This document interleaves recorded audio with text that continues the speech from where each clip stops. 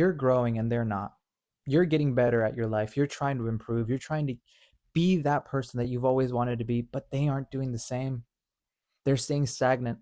Or even when you try to push them, try to excel them, try to have them be the best version that they possibly can be, they refuse. They say no, or they get scared. They get scared to take that risk. And they see you taking all these risks and they're fascinated. And you try and you try and you tell them, take that risk, jump in the deep end. I'm here. I will catch you. I'll be there. But they refuse. They refuse time and time again. And sometimes maybe it's just because they're scared. They don't want to fail. They hate that feeling of failure. But even though when they know that they're going to be safe, they still hate it. And they stay stagnant. They stay in that same spot. You're growing, you're being optimistic, you have drive, you have a future, you have goals and plans you're trying to go for, and they're not.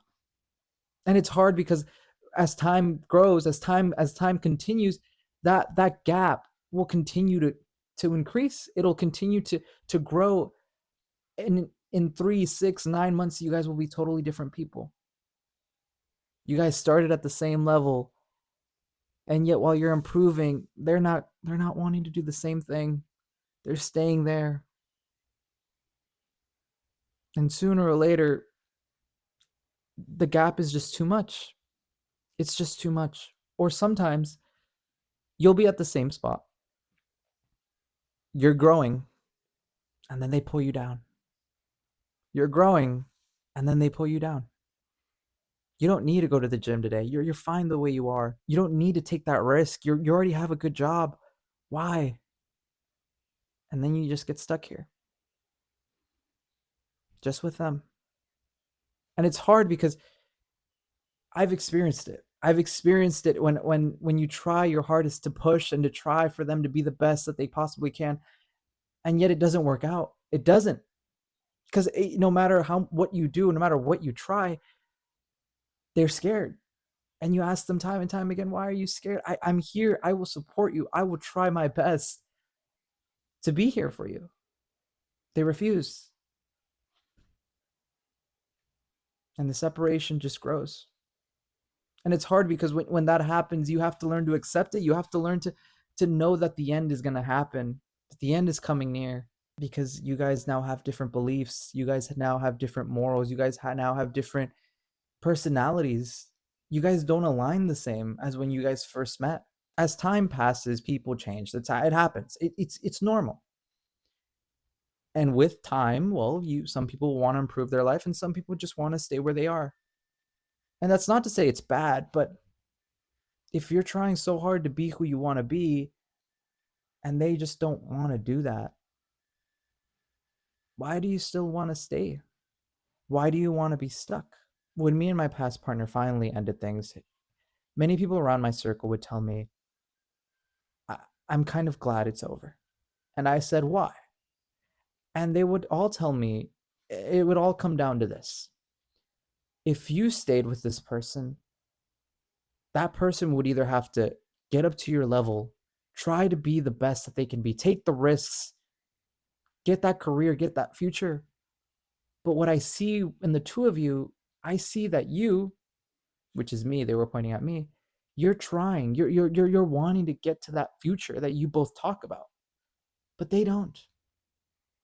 They want to stay there. And that's not to say it's bad, but she wants to live in the now, and you want to live in to build that future. You guys don't align the same. I was really hoping that you guys would be able to excel, to push each other to be great. But I was more afraid that she would just drag you down, that they would drag you down to their level, to just comfort. And when I heard that, I didn't know how to feel. At the time, I was like, what? But as time went on throughout the breakup, I would resonate with that more. I would resonate with that more because it became more clear to me. That picture became more clear to me, and I finally understood what they meant. And now, almost a year later, when I hear that they're still at the same location, they're still in the same spot that they were in a year ago when I was with them, it makes me disappointed. It makes me feel weird, and it hurts because they could be so much more. It hurts because you have to accept that.